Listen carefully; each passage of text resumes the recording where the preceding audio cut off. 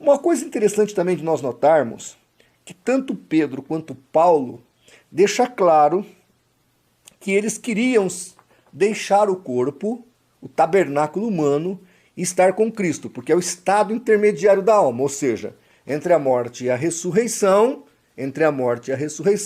tua alma fica consciente. Olha o que Paulo fala em 2 Coríntios 5,8. Desejamos antes deixar este corpo para habitar com o Senhor. Para não alegarem que é uma interpretação, que Paulo pode estar falando da volta de Jesus, o que não é fato, ali ele está falando da sua morte biológica. Olha aí, 2 Pedro 1, 13 e 14. Olha o que diz a palavra de Deus. E tenho por justo, enquanto estiver neste tabernáculo, despertar-vos com admoestações, sabendo que brevemente hei de deixar este meu tabernáculo, como também o nosso Senhor Jesus Cristo já me tem revelado. Pedro está falando que ele vai morrer. E ele fala de deixar esse tabernáculo e sua alma estar com Cristo. Então, como Paulo, Pedro fala a mesma coisa, de deixar o corpo e estar com Cristo. Não fala de morte, inconsciência.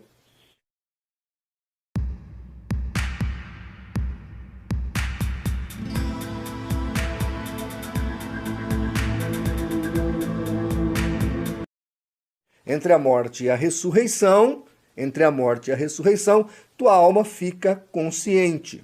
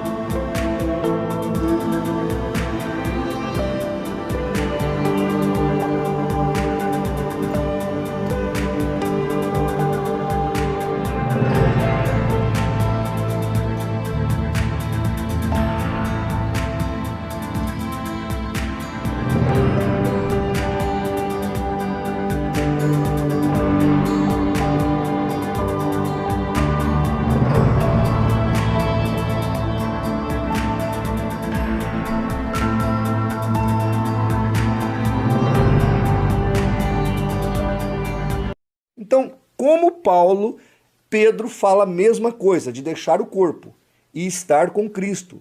Não fala de morte, inconsciência.